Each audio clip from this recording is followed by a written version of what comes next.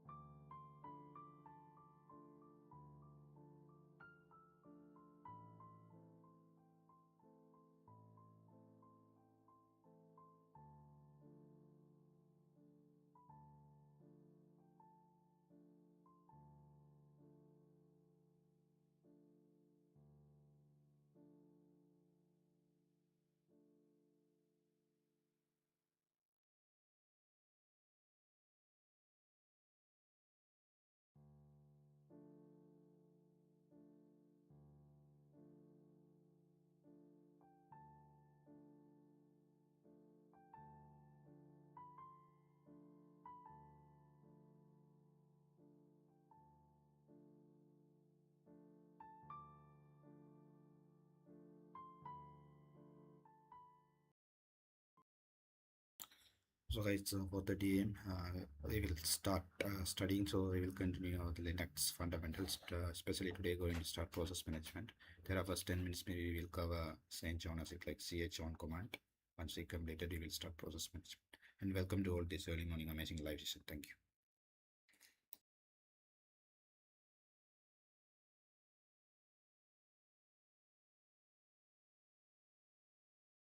What about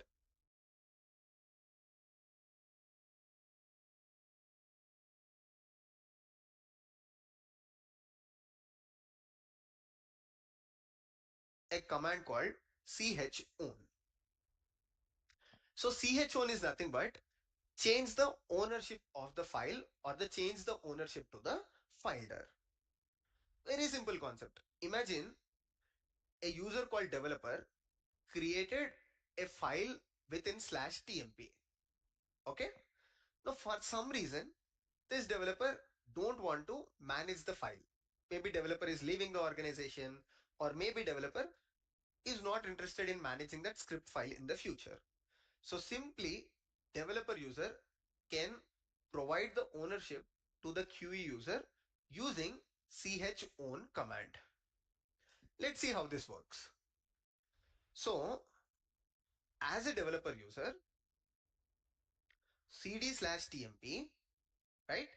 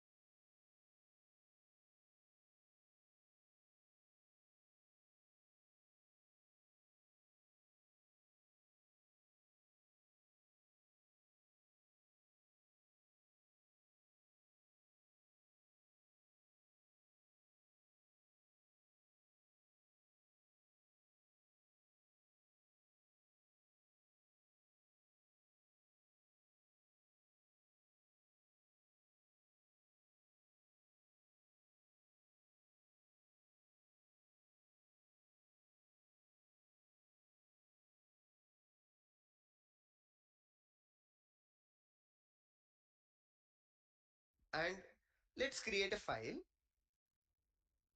touch test.sh. Okay.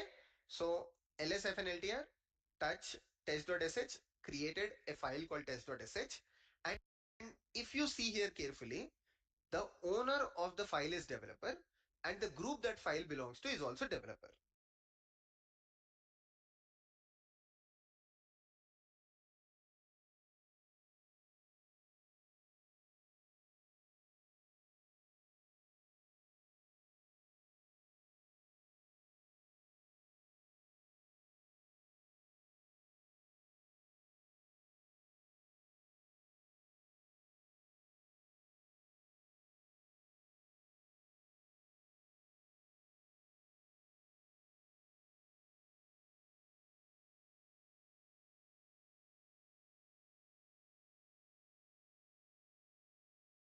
So these two fields represents owner as well as the group of the owner.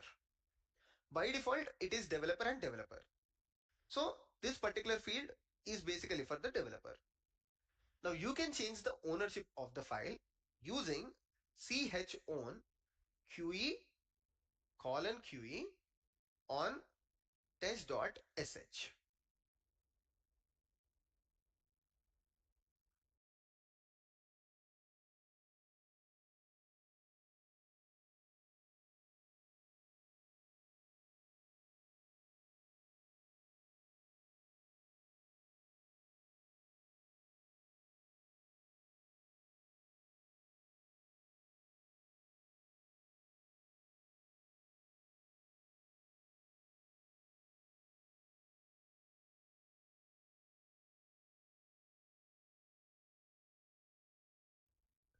Okay, it says changing ownership is not permitted because you are not the root user.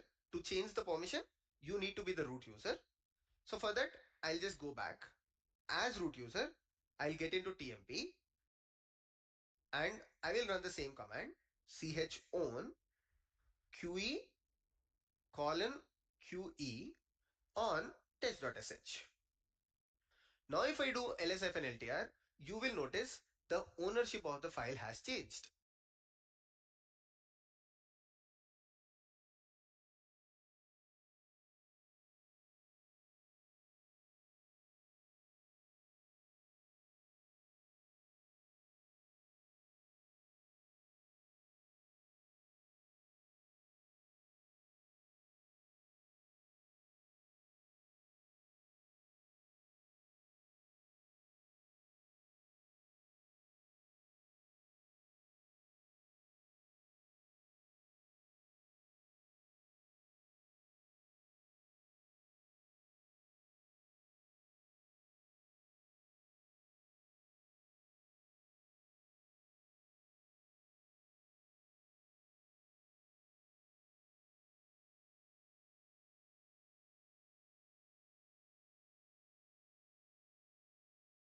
Previously it was developer. Now it is QE QA. As simple as that. So to change the ownership of the file, you will use chown, but to manage the permissions on the files and folders, you will use chmod command.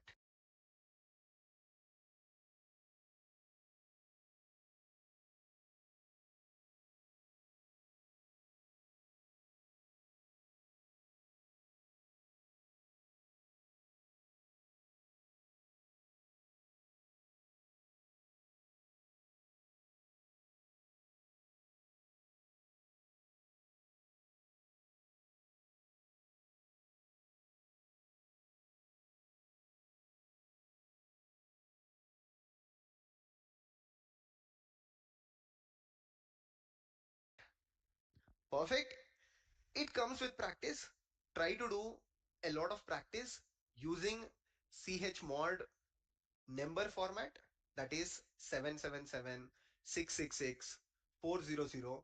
Try to do all of these things on a file and try to see how the permissions change. Along with this, you can also try the alphabetical format. U is equals to, G is equals to, and O is equals to. If you want to set up multiple things using characters at once, you can use the comma. U is equals to rwx, comma, G is equals to rw, comma, O is equals to nothing, followed by name of the file. Because this is complicated, Linux came up with numbering system. Okay.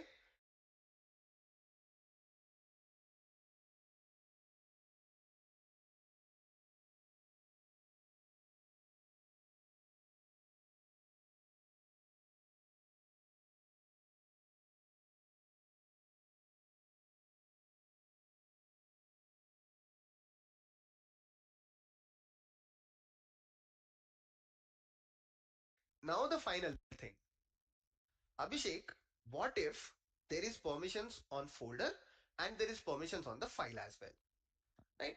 Whenever you create a folder, the folder has permissions and also the file has permissions.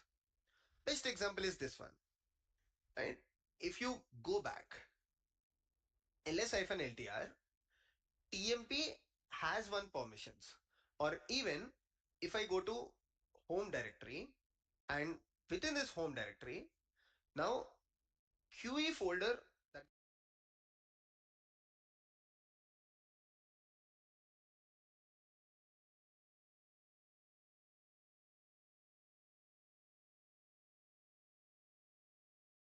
on the QE folder also has permissions. For example, touch text. Now this also has permissions. So what are the permissions that apply to the test file? Will these permissions apply? The folder has permissions and also the file has permissions. Best example is this one, right? If you go back, ls-ltr, tmp has one permissions.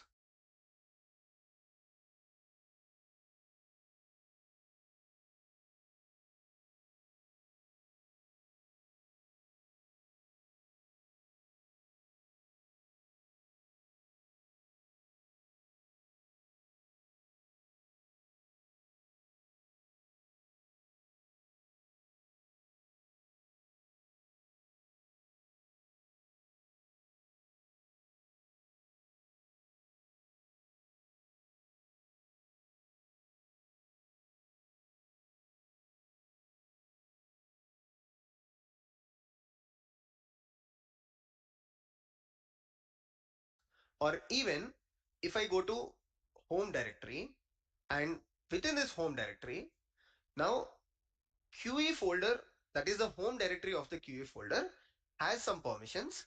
And if I go to the QE folder, any file that is created on the QE folder also has permissions.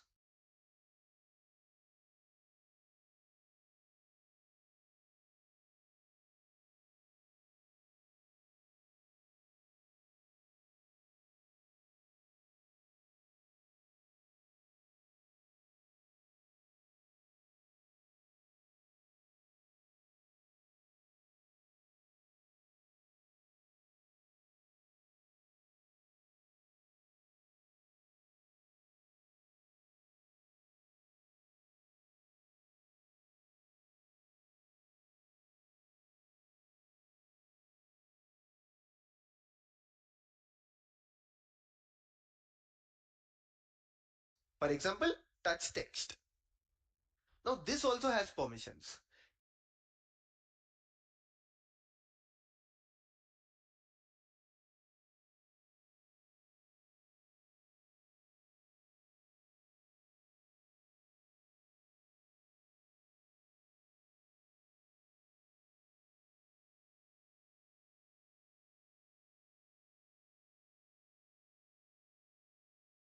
In this case, which permissions apply?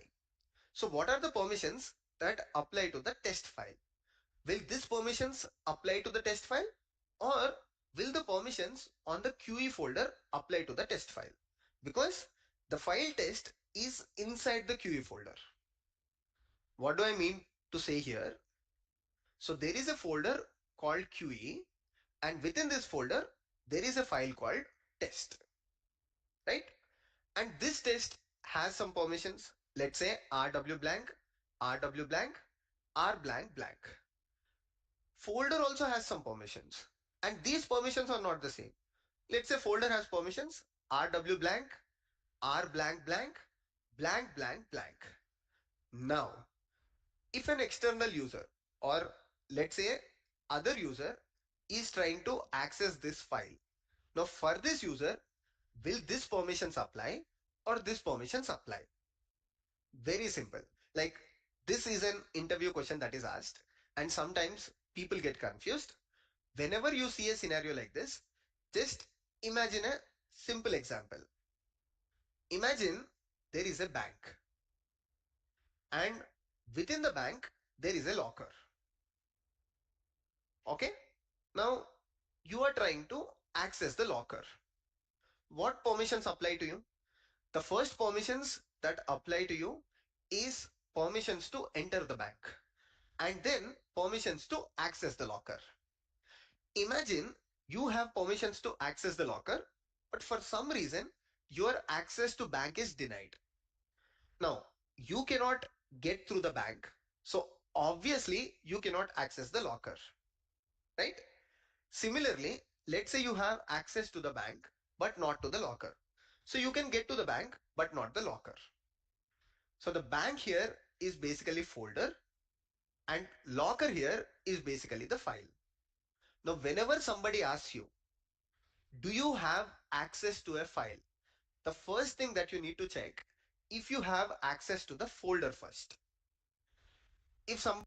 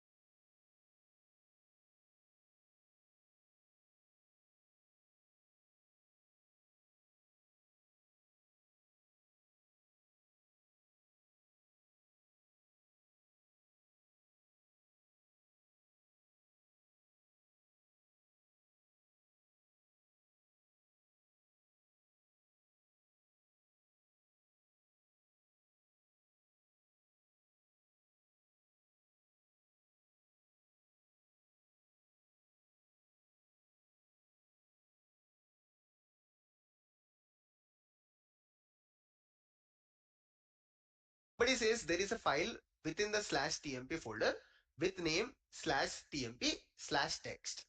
The first thing that you need to check if you have access to tmp folder. Only then you will go to the file and verify if you have access to the file. You might have access to the file, but if you don't have access to the folder, there is no point. In short, it's a prerequisite that you need to have access to the folder. Only then, if you have access to the file, it works. So the permissions on the folder takes more priority. Just remember this, bank and the locker. If you want to get to the locker, you should first have access to the bank. Only then you can get to the locker. We will do the final demonstration on this and then we will conclude the session.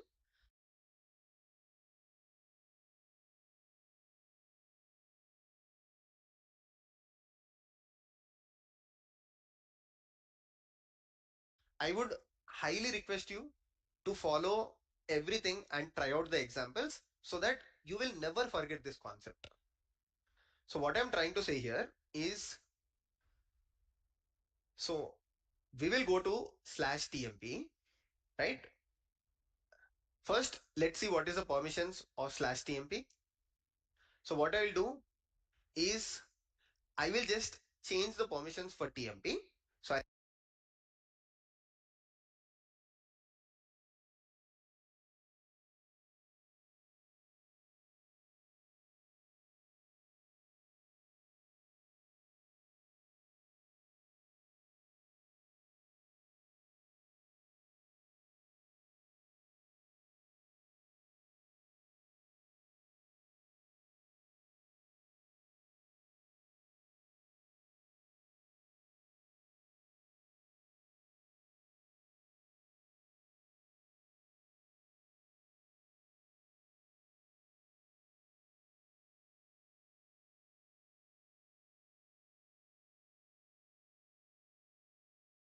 I'll just say chmod 400 slash tmp. That is nobody except the root user. Root user is the one that created tmp folder. So except root user, or I will just change to chmod 700. So root should do everything, or root should be capable of doing everything on the tmp folder, but everyone else should have no access on the tmp. Now I'll get into tmp, right?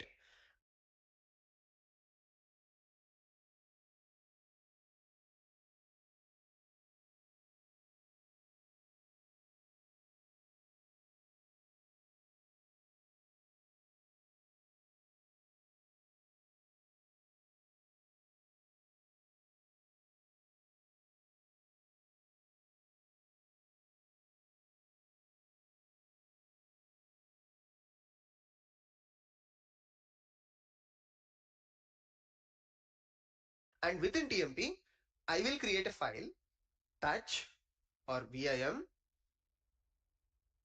abhishek or demo, and within this demo I'll just write some random things. And for demo, I will grant 777. Okay. Now, demo, in this demo, I'll just write file touch or vim abhishek or demo. And within this demo, I'll just write some random things. And for demo, I will grant 777. Okay. Now, what do you think happens? On the demo, the permissions are 777, but if you look at the parent, that is TMP, the permissions are nothing. Now, as a QE user, with some rank touch have no access on the TMP. Now I'll get into TMP, right? And within TMP, I will create a file touch or vim abhishek or demo. And within this demo, I'll just write some random things. And for demo, I will grant 777.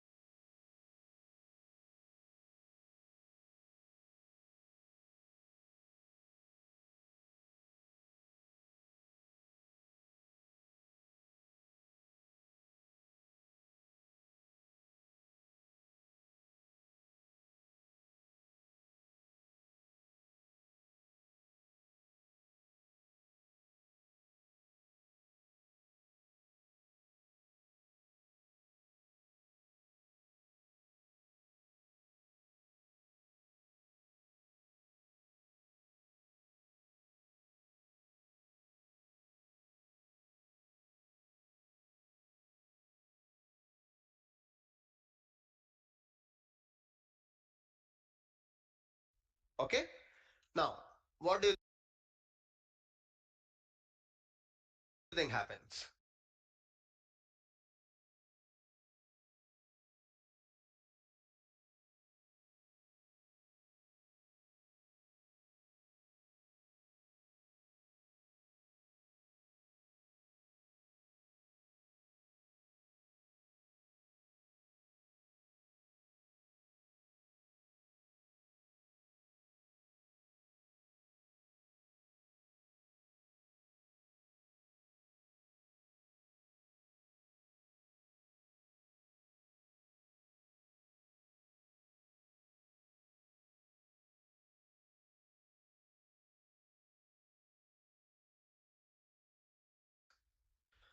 On the demo, the permissions are 777. But if you look at the parent, that is TMP, the permissions are nothing.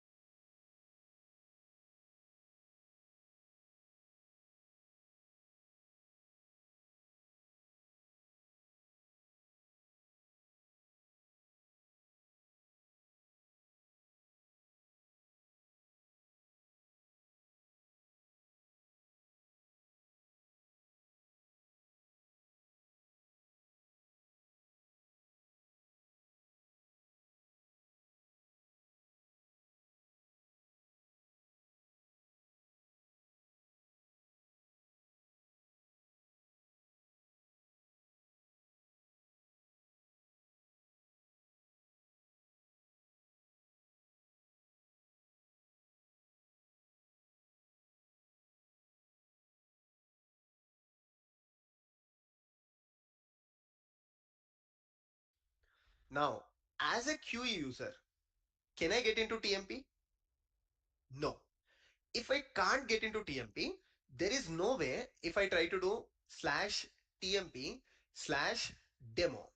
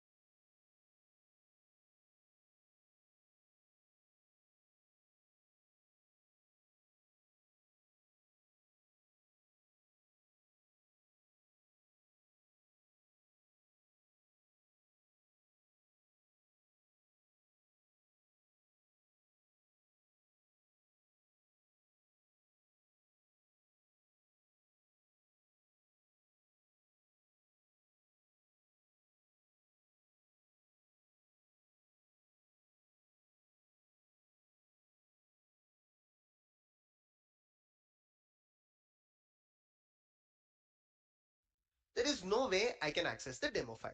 This is what I'm trying to explain.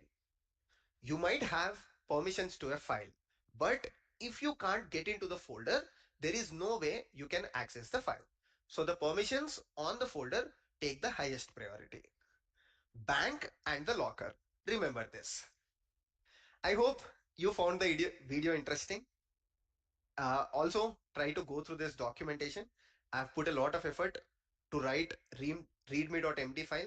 I have explained everything, right? What is owner, what is group, what is the numbering system, and I've added more examples as well, like some examples using the alphabet system, examples using the number system, chmod command, chown command, and multiple other things, few of the things that I might have missed in the video as well. So that's all for today's video. Thank you so much for watching. See you all in the next one. Take care. Bye bye. Hello everyone. My name is Abhishek and welcome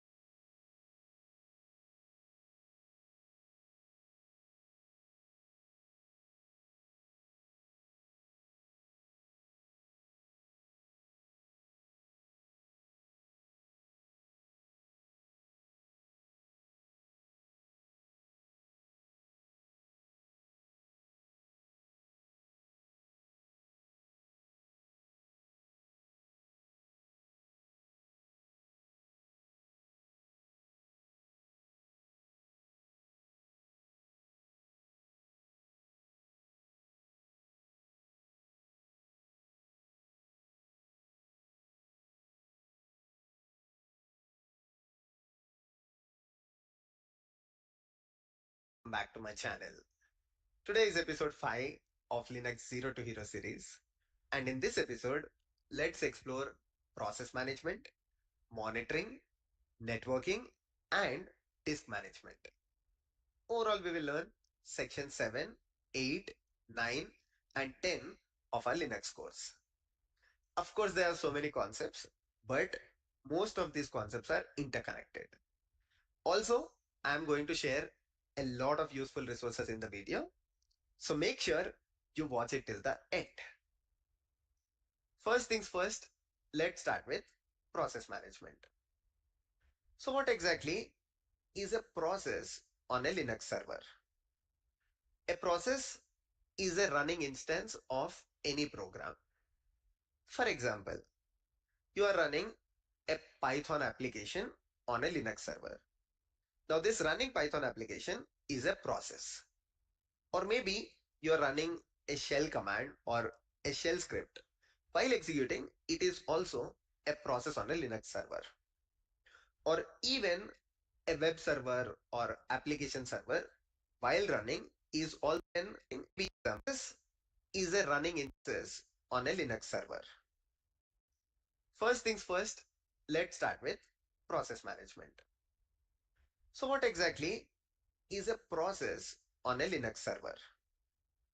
A process is a running instance of any program.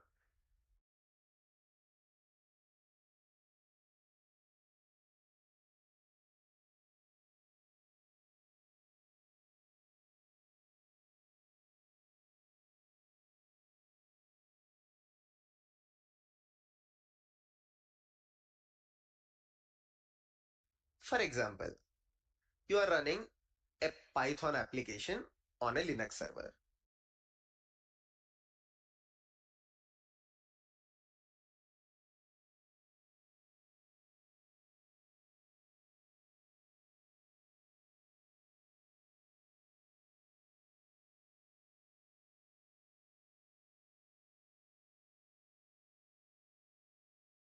Now this running Python application is a process.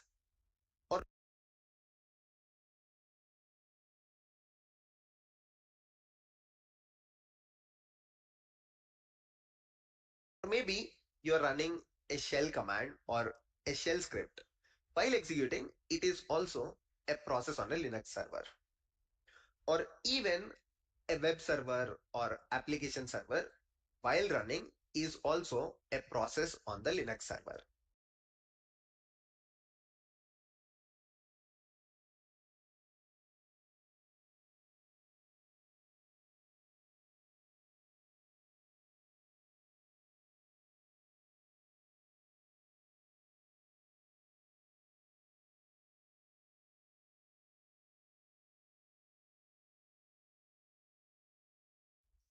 So overall, process is a running instance of a program. In episode 1, I explained you that software applications or programs cannot directly interact with hardware. That is, they cannot directly consume underlying CPU, memory, or file system.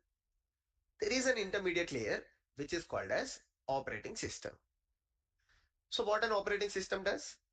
It performs CPU management, or it performs CPU scheduling, it performs memory management.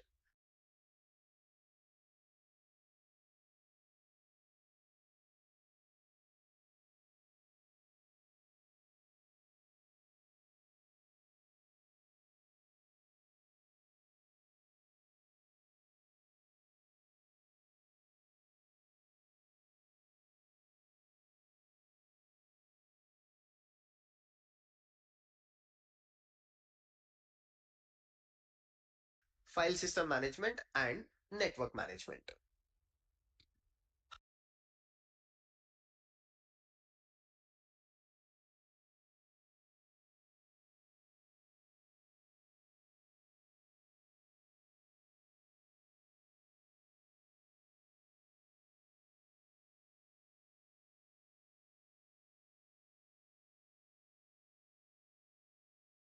However, while the operating system does this, however, if one of your process, let's say, is CPU intensive, or one of your process is memory intensive, then this process is going to utilize most of your hardware resources.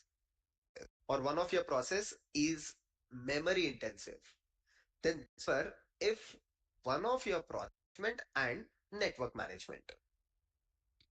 However, while the operating system does this, however, if one of your process, let's say, is CPU intensive, or one of your process is memory intensive,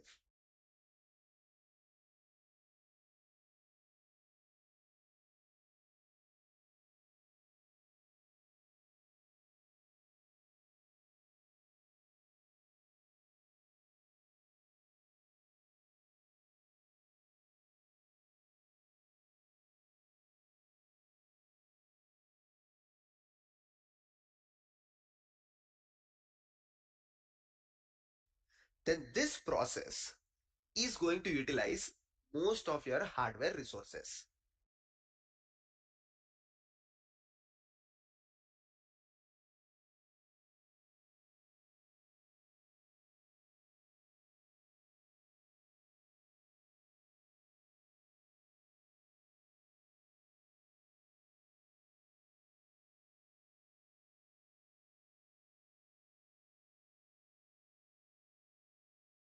Let's take a simple example.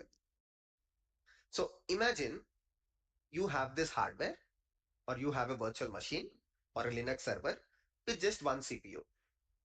Just for example, and you are trying to run a Python program, a cron job, and a web server.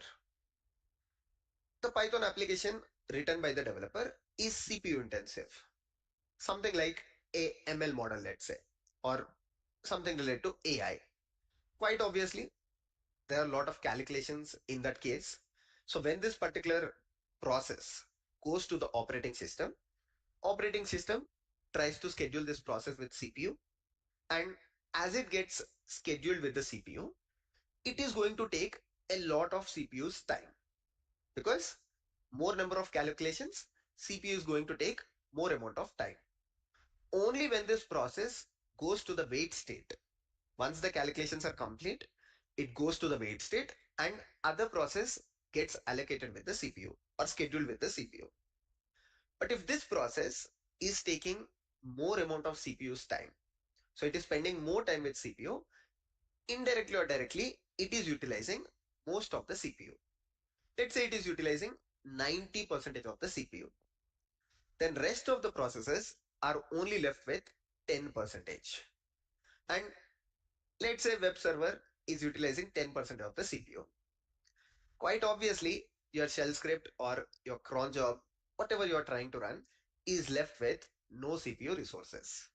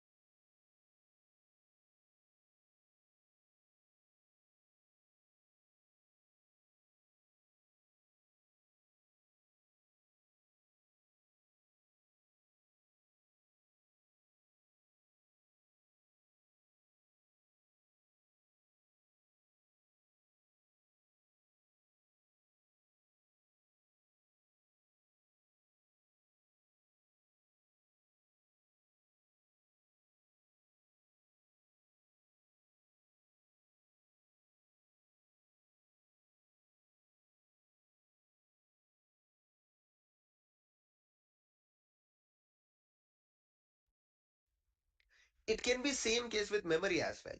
In a web server is utilizing 10% of the CPU. Quite obviously, your shell script or your cron job, whatever you are trying to run, is left with no CPU resources. It can be same case with memory as well. In fact, any hardware resource. If you take memory, your Java application assume is memory intensive.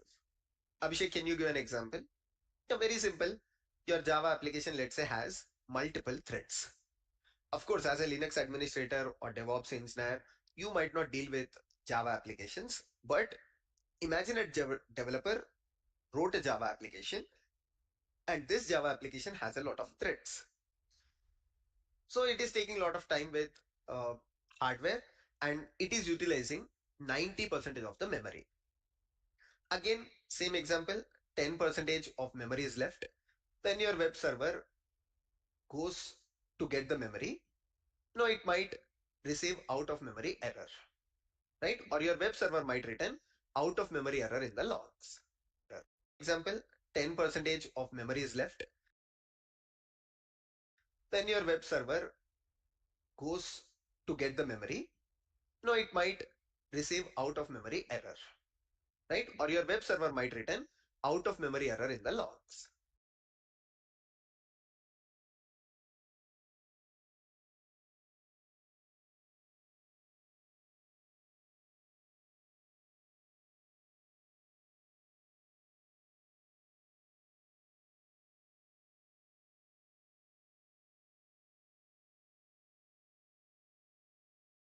Now, in such cases, what you need to do.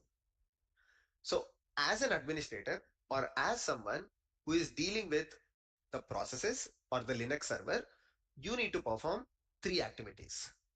One, you might need to view the processes or maybe understand the processes that are running on the Linux server. Two, at times you need to kill certain processes. In the same example, right? Imagine there is a Java application and it is trying to utilize 100% of the CPU. And imagine your Linux server is almost hung, right? Or your Linux server is hanged. So what you need to do, you definitely need to kill this process. Otherwise, other processes cannot execute on it, or even other people might not even log into the Linux server. Typically on a Linux server, you will find hundreds of processes that are running. If you take a production instance, you might see more number of processes as well. So if you don't kill this process, all the other processes might not work. So in such cases, you also have to kill the processes.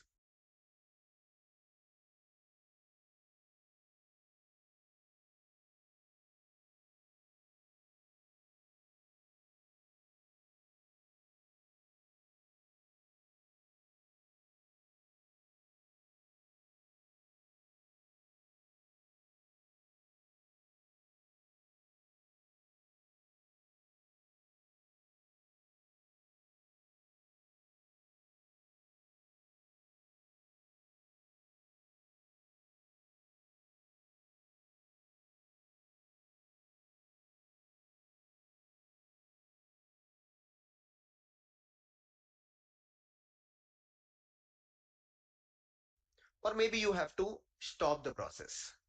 After a while, you might have to resume the process once everything is settled down. And at times, you also need to prioritize or deprioritize the processes. So CPU has an algorithm. There is no point going into the depth of that algorithm, but CPU has algorithm with which it decides the priority of the process. Of course, it is related to the time a process spends with the CPU. But for now, just understand CPU decides priority of the processes. Let's say there are three processes. CPU decides which process is more priority, which process is little less priority, and which process is the least priority. This can understand CPU decides priority of the processes.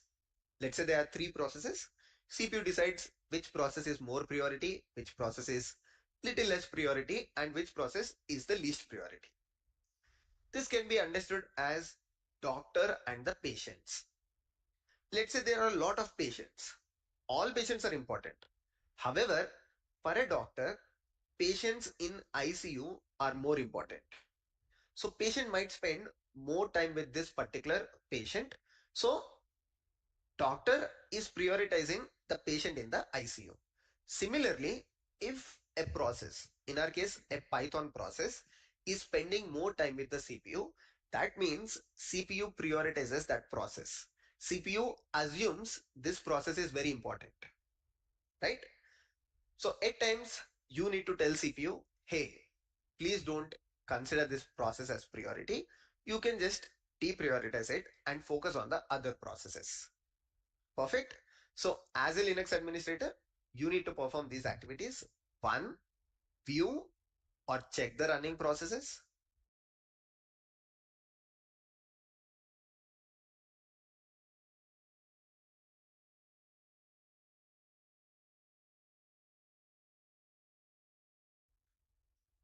Kill, stop, or resume processes.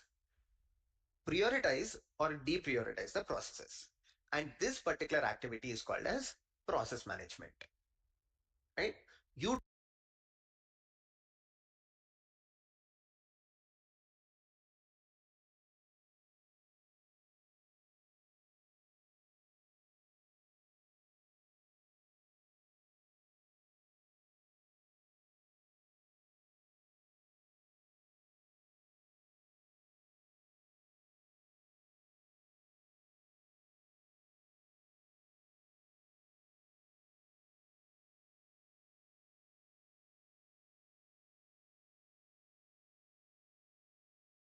don't have a lot of control on how CPU deals with the processes, but as a user or as an administrator, you can perform the following activities. So let's see step by step. First, how to view or check the running processes. We can take our Linux container environment. In the previous classes, we learned how to create a Linux container environment, whether you're on Windows or Mac OS. If you're not aware, you can check the first episode of this series. However, on a Linux container environment, you will not find a lot of running processes. Why? Because this is not actual Linux server, or this is not even a virtual machine. This is a concised version of a Linux server. That's why when I run PS, you will find very less processes on this server.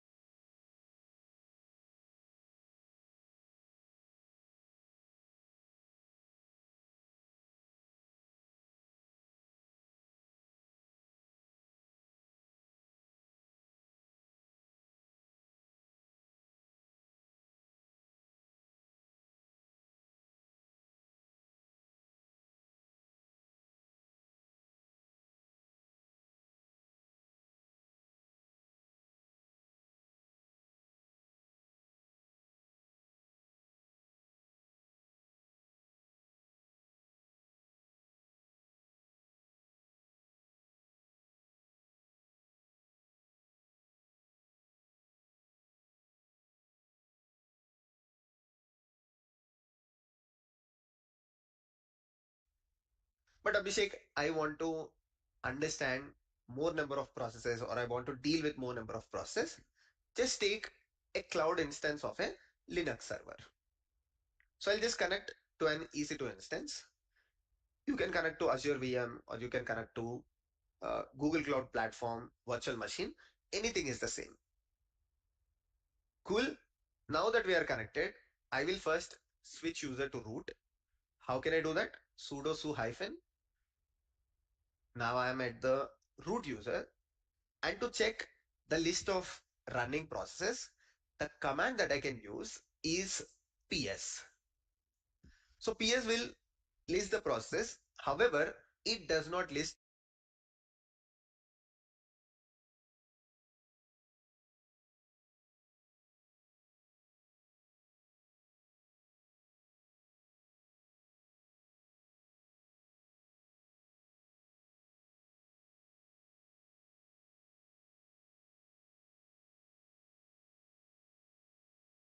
all the processes. To list all the processes, you need to run ps hyphen aux.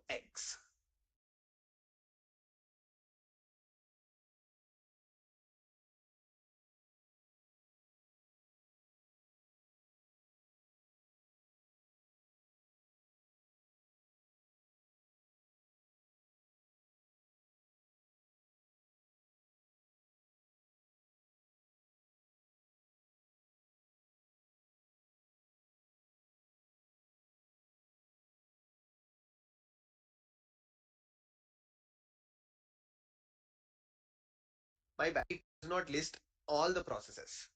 To list all the processes, you need to run ps hyphen aux. My bad, ps aux. So you can see literally there are a lot of processes running on this server.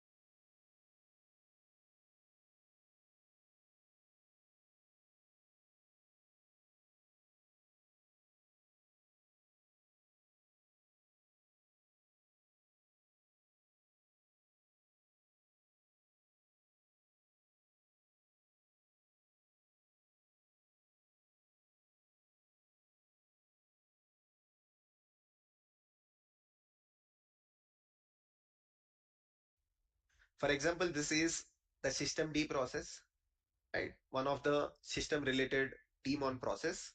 You can find the k worker process. You can find multipath t process or multipath daemon, right? So many Linux process.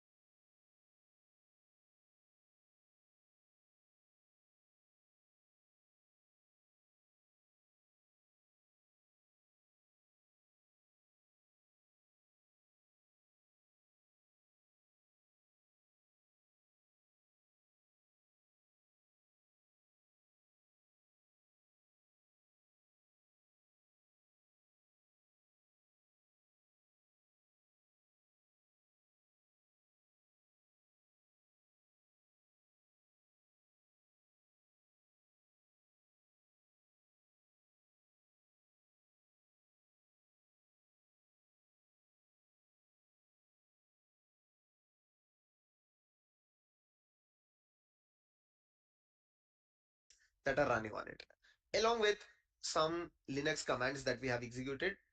I just switch user to root. This is also a command, kind of a shell command. So because of that, it is also a process that ran. So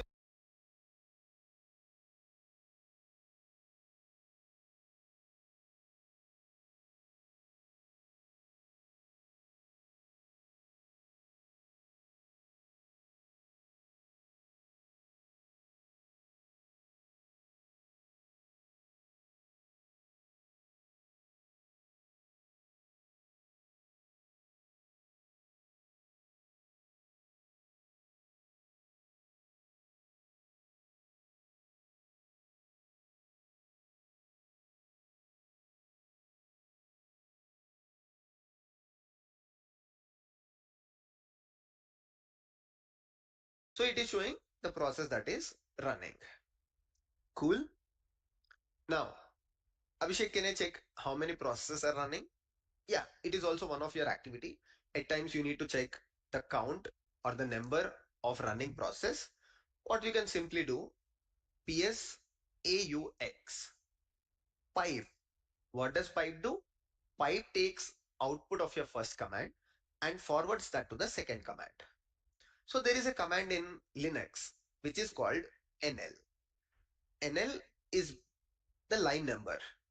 So when I execute this, you will see along with the output in the first column, you will find the number of the lines. So this is 109 line number. So overall, there are 109 processes running on this Linux server at this point of time. There is also another way of dealing with it.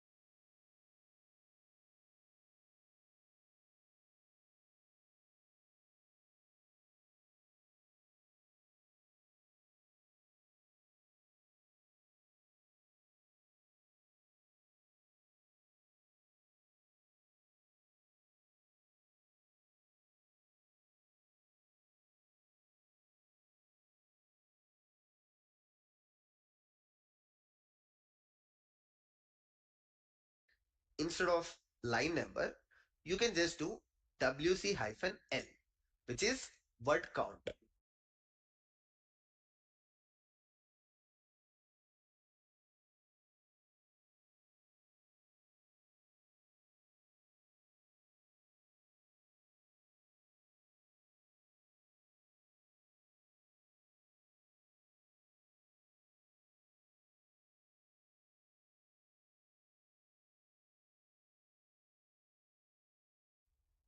So you will see the same output.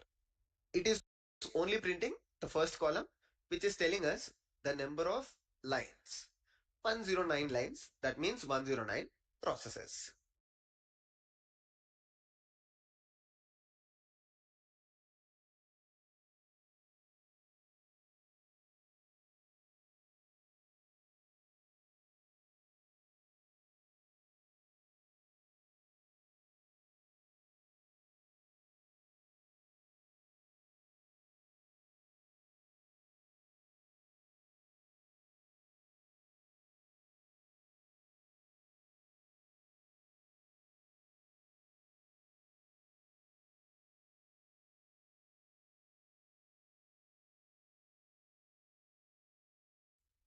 Okay, so we learned how to check processes, how to check all processes running on this server.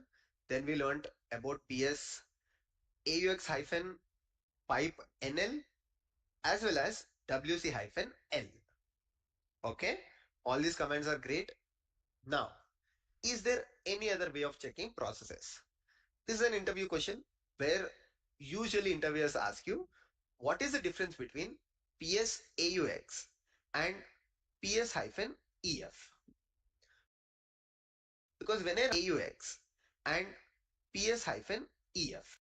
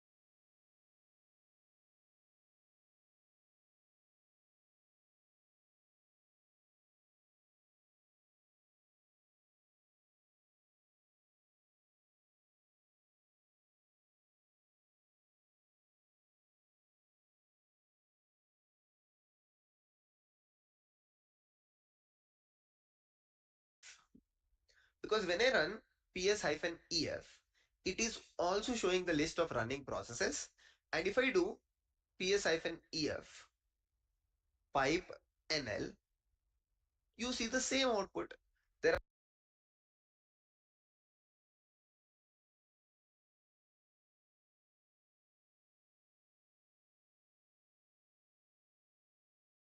are 109 running processes. You can find it with ps-ef, and you can also find it with ps-aux.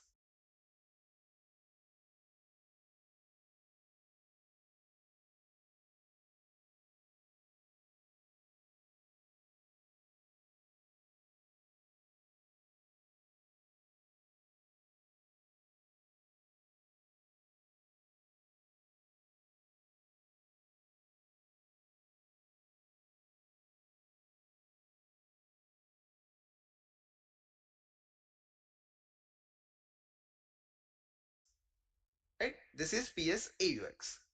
The only difference is that when you run ps-aux, you can understand that better on the terminal because there are less number of processes. If I do ps-aux, you will see the process ID. Along with that, process ID can be seen in ps-ef also. Along with that, you will find CPU utilization and memory utilization.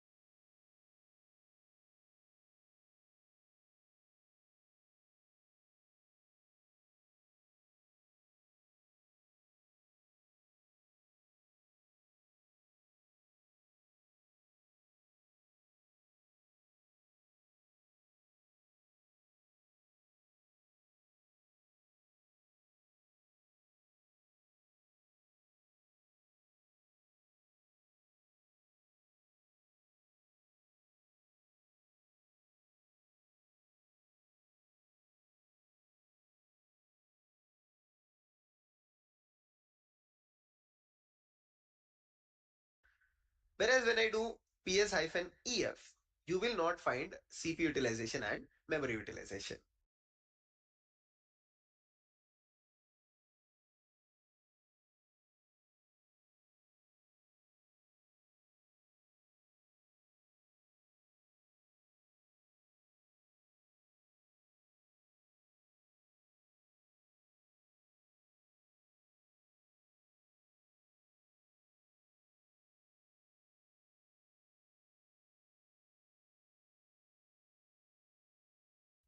So this is the important difference between ps-aux and ps-ef. ps-aux shows you the memory utilization, but ps-ef does not show you the memory utilization. It shows you the CPU utilization, but not memory. So when you want more output related to the process, you go for ps-aux. Okay, perfect. Now we learned how to view the process and how to check the process. Let's just understand output of each column here. What does user mean? User is the one which initiated the process, or user is the one who triggered the process.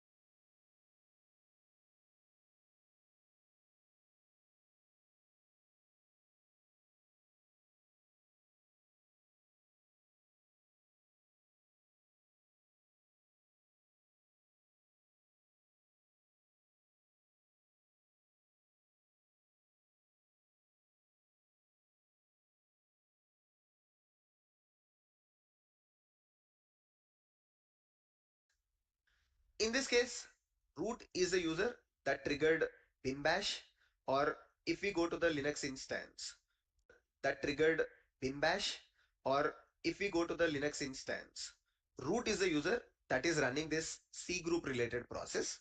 So the first column says user.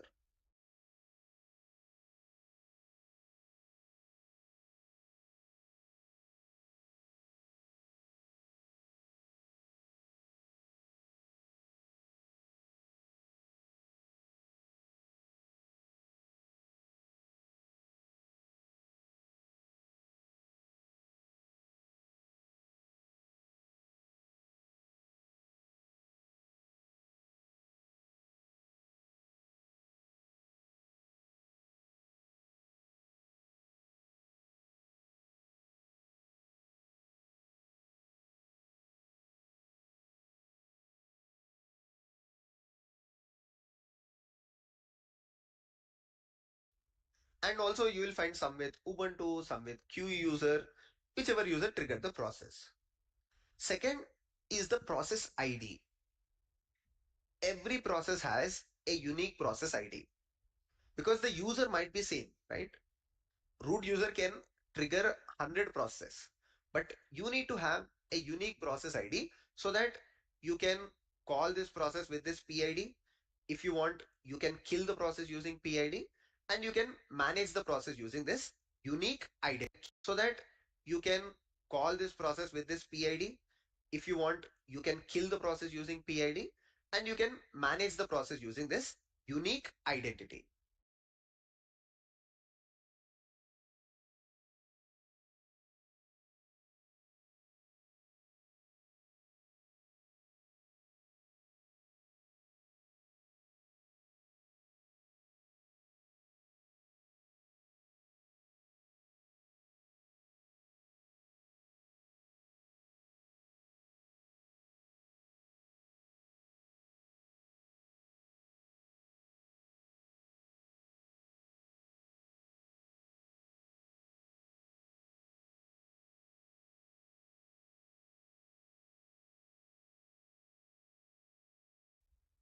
So PID is a unique identity for the process. You know what is CPU utilization, what is memory utilization. Ignore these things for now, TTY as well. Then you will find the start time of the process and also the command. That is, with which command the process has started. For example, if you see Nginx process, you might find a Nginx command. Or when you see a Python process, you will see the Python command that started the application, right? These things are enough related to viewing or checking the process. Now, how do you kill a process? Right? We will start with kill, then we explore stop and resume. How do you kill a process? It's very simple. First of all, why do you kill a process? Let's understand that. So what happens is that at times there are some process, as we learned here, the Java process, it might hang the complete Linux file system or the complete Linux server. So such process need to be killed so that other processes get the CPU or memory. In nutshell, there can be some applications when you work as a DevOps engineer or Linux administrator, that applications might hang the entire system. During that times, you need to kill that process. You already learned how to find the process ID. Now, to kill a process is very simple. Just use the command kill followed by the PID of the process. Let's say I want to delete this particular thing. So Q user started a process called bash. So to kill that, you just need the PID of the process 4055, copy paste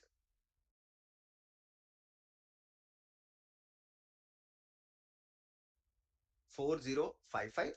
That's it. The process is killed, right? So to kill a process, first thing you view or check the process and then you kill the process.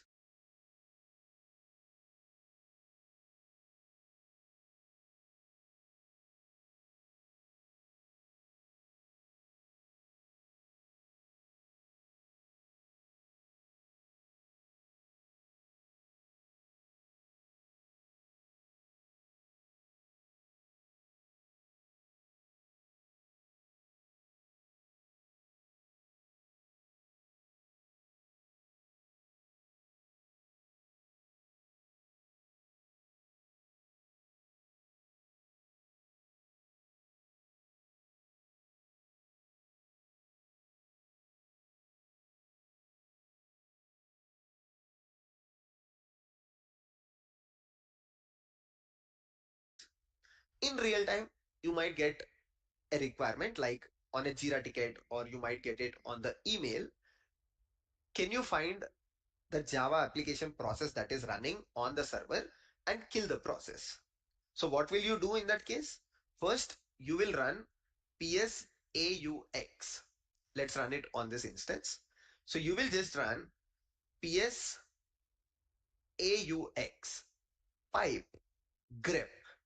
Grep is a command to filter the output.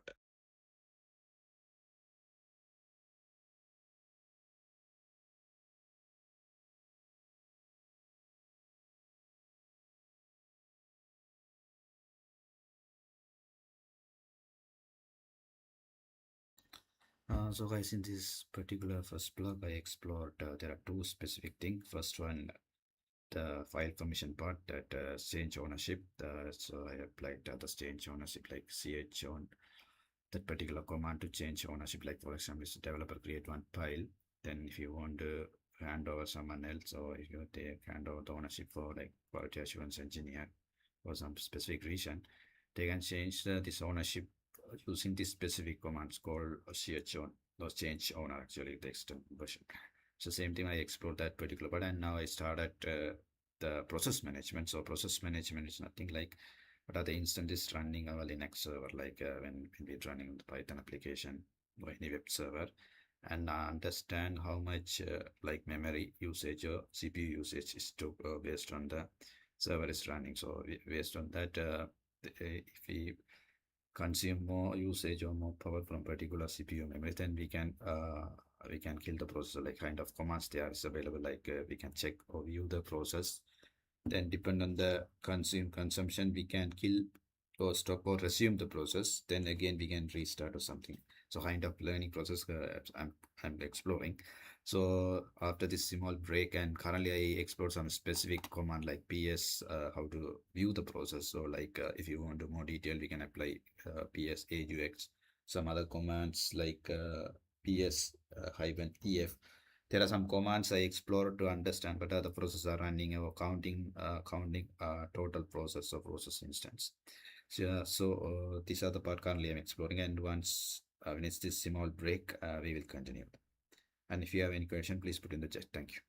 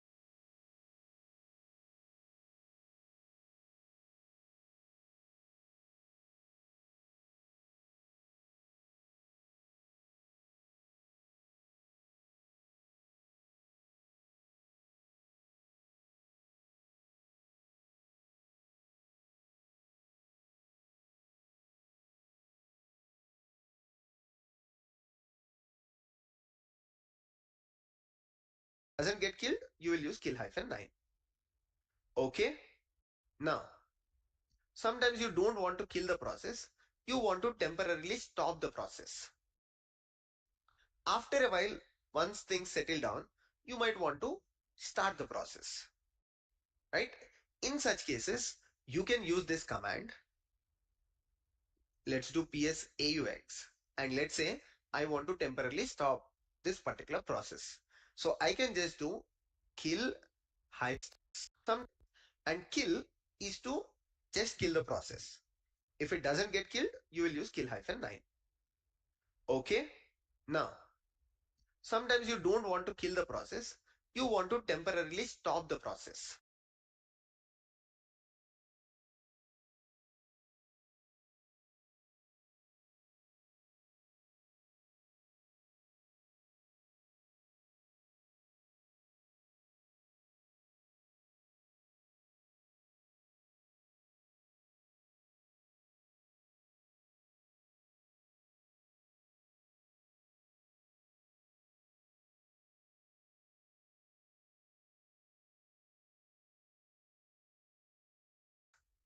After a while, once things settle down, you might want to start the process, right?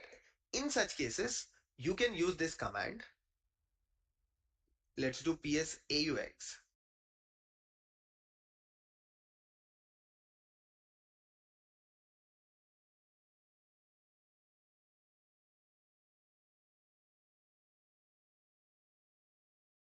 and let's say I want to temporarily stop this particular process. So I can just do kill hyphen stop followed by 4048.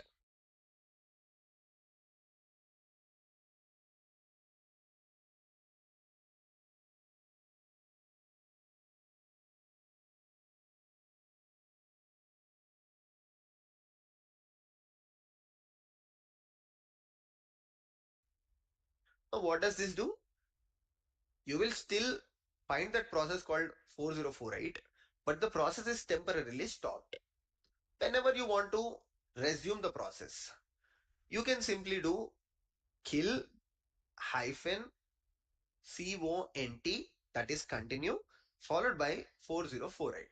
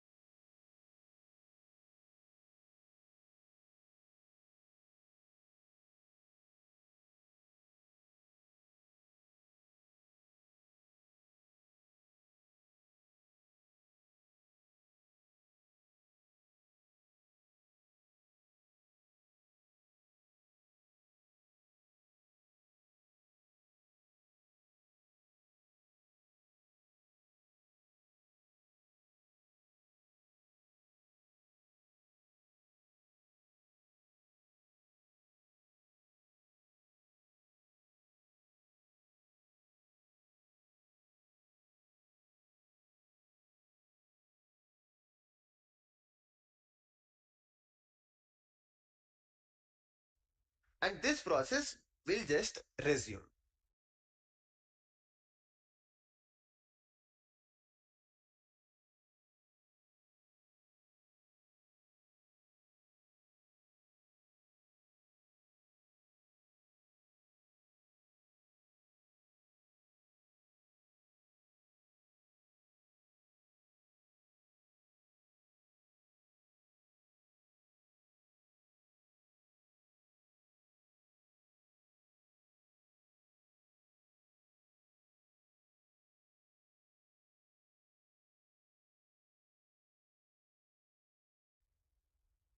Right? So this is how you can stop the process and you can resume the process. Till now we have learned how to view and check the process, how to kill, stop, resume the process. Next we will learn how to prioritize and deprioritize the process.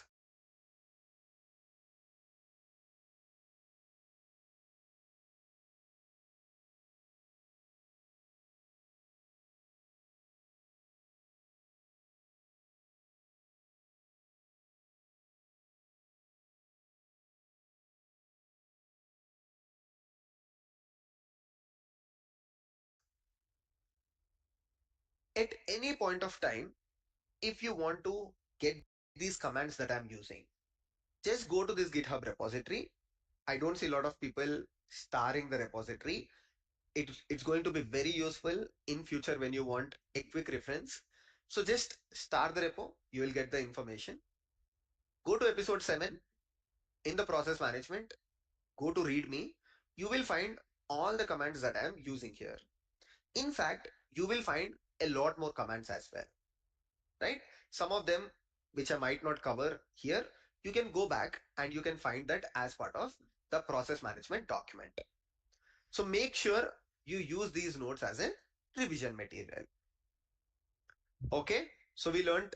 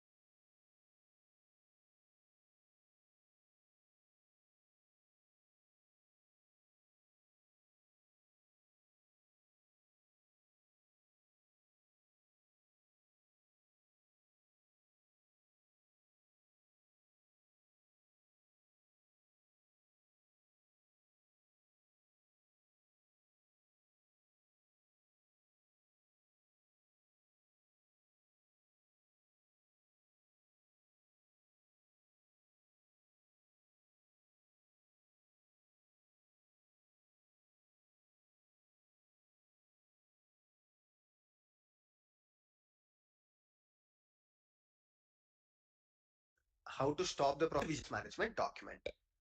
So make sure you use these notes as a revision material. Okay, so we learned how to stop the process as well, how to continue resume the process. Now let's see how to prioritize and deprioritize the process. So for that, there is a command in Linux which is renize. Okay, so renize is a command where you can specify, for example, renize hyphen n 10 hyphen p 4048. Now what will this do?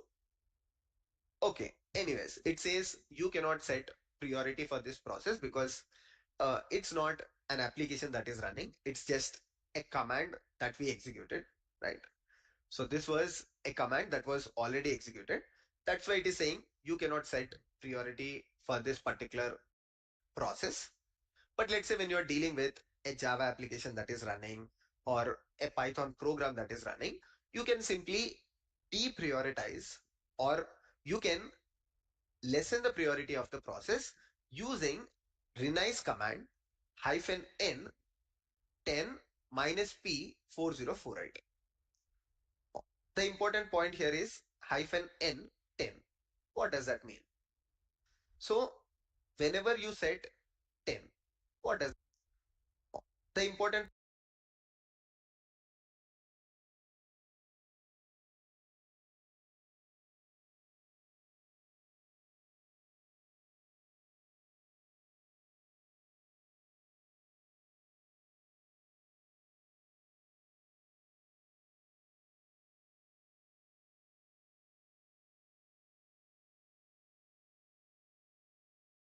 point here is hyphen n 10. What does that mean?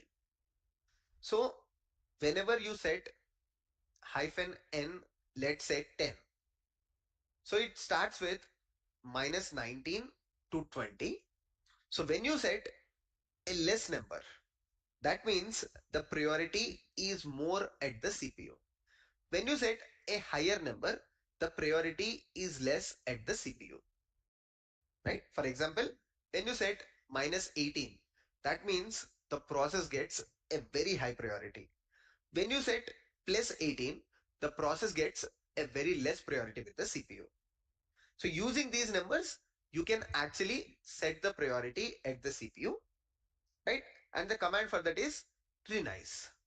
So renize hyphen n 10 hyphen p followed by the process ID is going to less the priority of a process. Similarly, renize hyphen n, let's say minus 5 hyphen p PID is going to make this process important process for the CPU.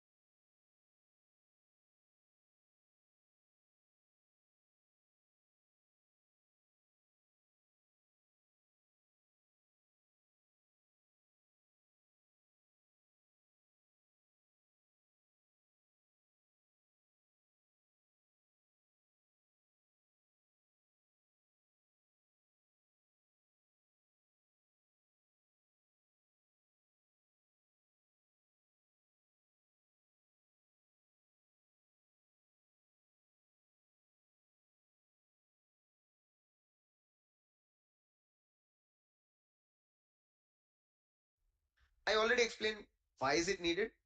By default, the algorithm of the CPU thinks whichever process spends more time with the CPU, it is important process. Just like doctor and the patient. Doctor always thinks patient in the ICU is very important. Similarly, CPU. But when you want to say CPU that, hey, I know it is taking a lot of resources from you, but I want to tell you as an administrator, this process is not that important. Then you will use the renize command, right? And you need to be very careful while using these commands. You cannot just use it. You need to have very strong understanding of what are all process running on your Linux server. So a star mark while using these process, that be extra careful. Only if you are aware what all the process are running on that Linux server, or only if you own that Linux server, use these commands. Perfect. You can try these commands on the EC2 server.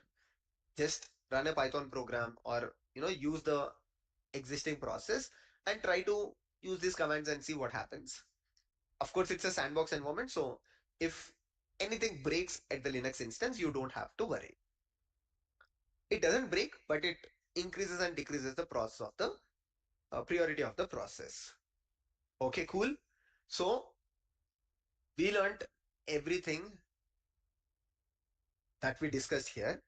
However, there is another important concept related to the process, that is special processes on the Linux server, which are called as services, right?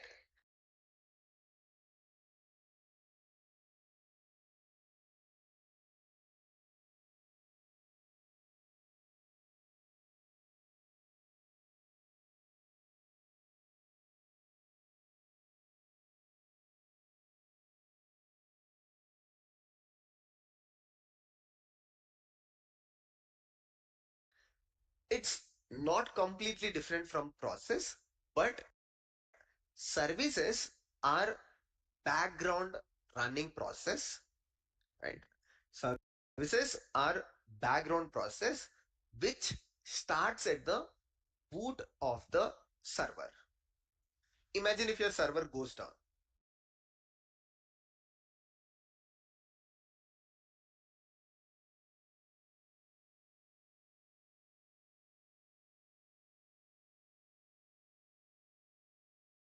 Your Linux server, the completely different from process, but services are background running process, right? Services are background process which starts at the boot of the server. Imagine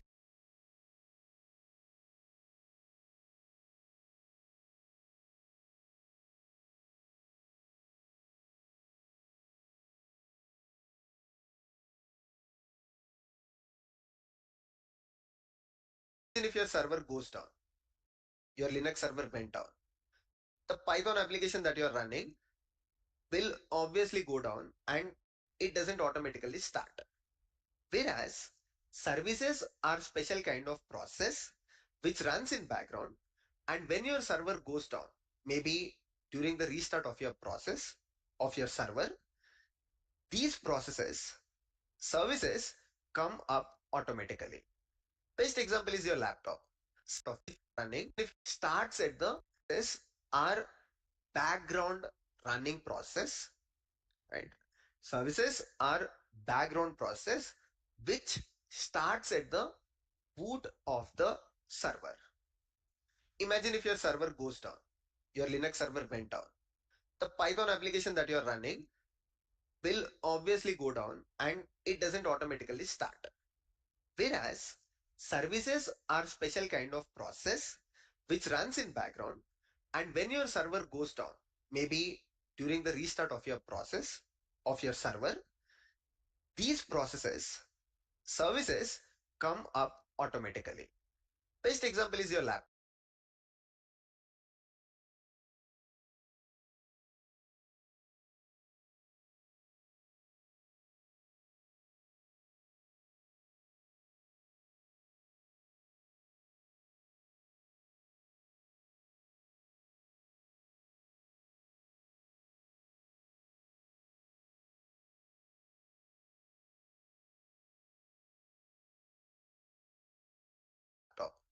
Let's say you're watching YouTube on your laptop, on your browser, and automatically for some reason, maybe the battery is dead or a software upgrade, your laptop restarted.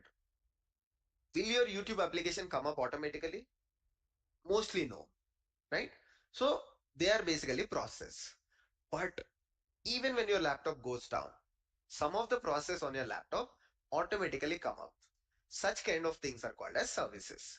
Especially in the Linux world, this is very, very evitable. Okay, or clearly visible. Now, which one are the process that Linux administrators or DevOps engineers use in the day-to-day life, and which one are the services? Best example is the application. So Python application, Java application, shell script, these are all the process. But services are things like your web server. Best example is your web server. So you can initially create your web server as a process, but you can convert the web server as a service. These days, most of the web servers like Apache, Nginx, they already, the install script that they provide, they already make sure that the web server is running as a service, so that if the Linux server stops, next time when the Linux server comes up, their web server is running automatically. It's important, right? Because web server sometimes hosts static content, right? As an application developer or Linux administrator, you might write a script that once your machine is restarted, just start the application.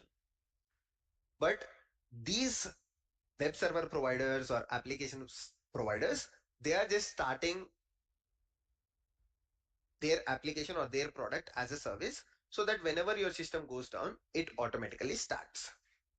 So best example is your web service, which is provided as a service by the installation script.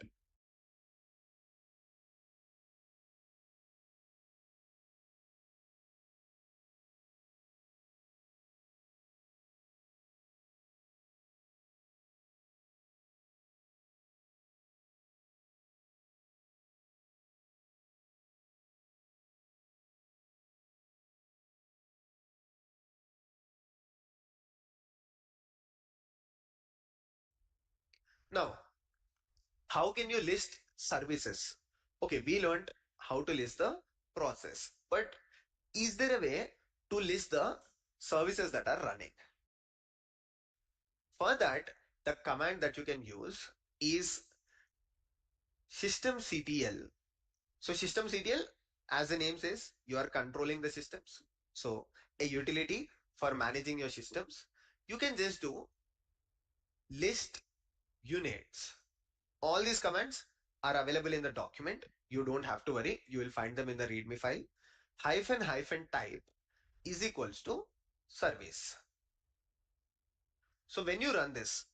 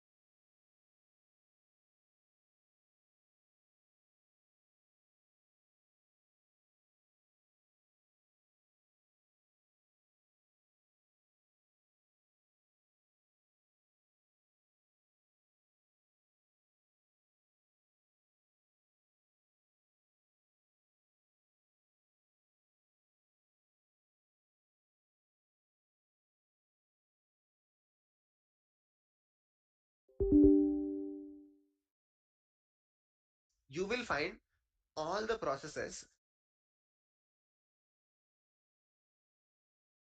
that are run, all the services that are running on this Linux machine. So there is one modem manager that is running. There is a keyboard shortcut that is service that is running. There is a cron service that is running.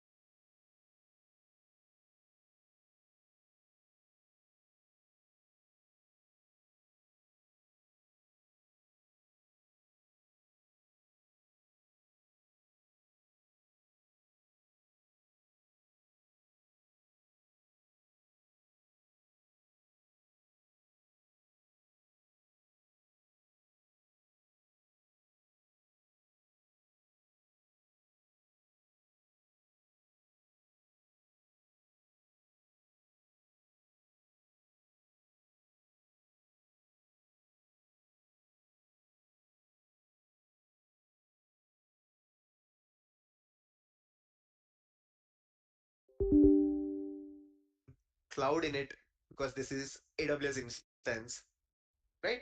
So you have all of these services running. Let's say you want to stop one of these service. What you can do, of course, we don't have a web server here, but I'll just stop the cron service. I might not have access to it, but let's just try systemctl stop followed by cron service. Perfect. It stopped. When I do list, right? This time I cannot see the cron service. I can simply start it, right? So to start it, just change the stop command to start. Now, when I do this, I should find. Now,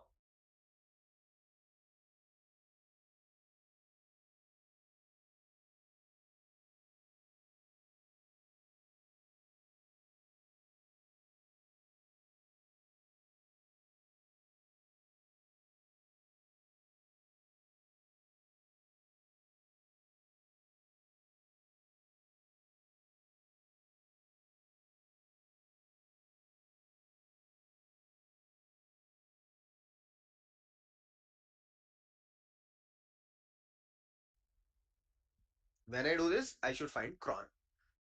Perfect. So I can see the cron command.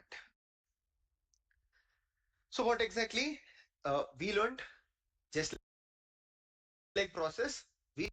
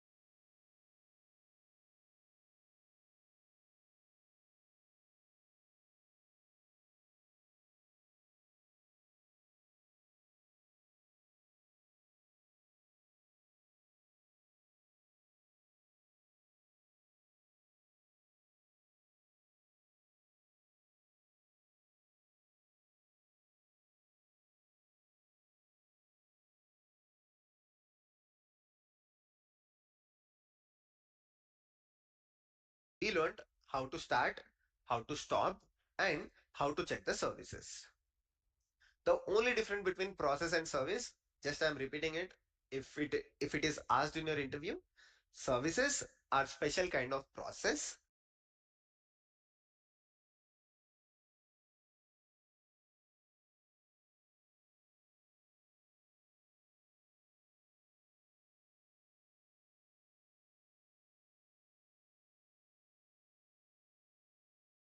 And services start at this time of booting of your server.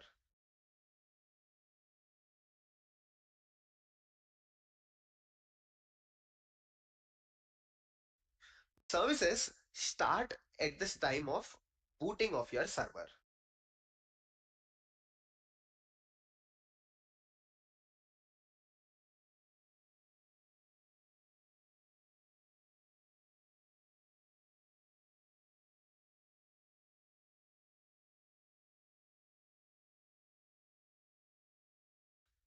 Whenever your server restarts, service starts automatically. Whereas it's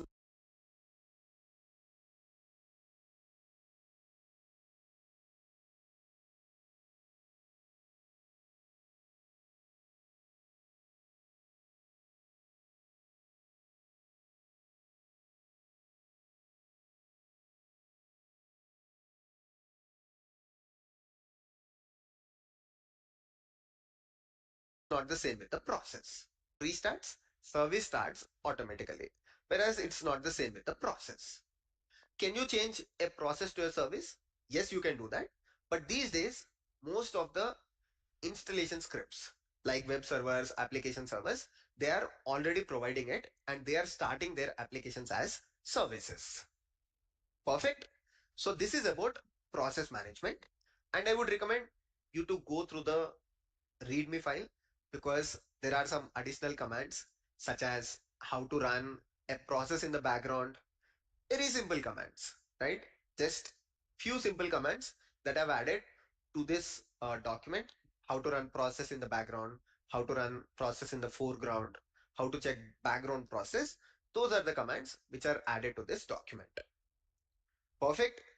So I hope you enjoyed this section of process management. We will move to the next section, that is monitoring.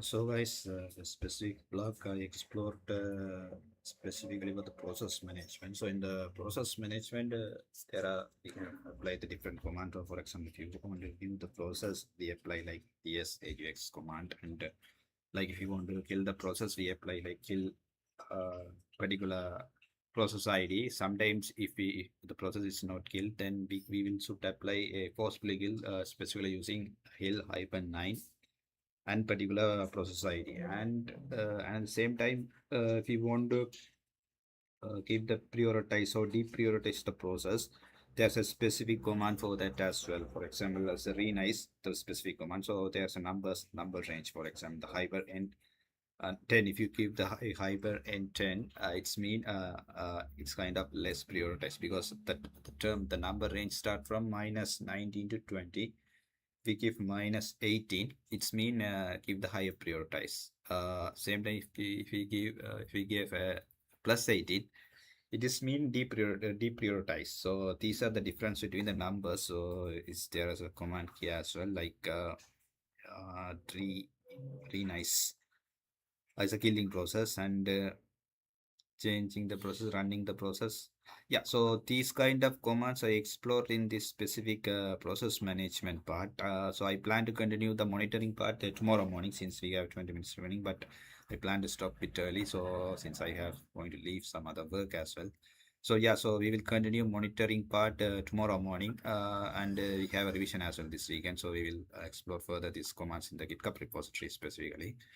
Yeah, so thank you so much for all the people today join this early morning amazing session. And if you have any question, please put in the chat again. We will continue tomorrow morning 4:30 a.m. Monitoring, so system monitoring. And yeah, we already completed process management, and there are remaining, I think, 2 or 3 parts: system monitoring, disk management, and networking. So most probably we will complete Linux tomorrow. So once we complete the Linux part, and we are going to start learning shell scripting. So that's our learning plan. So yeah. So thank you so much all the people today who is joining this early morning amazing live session. And if you have any question, please put in the chat. Yeah, thank you.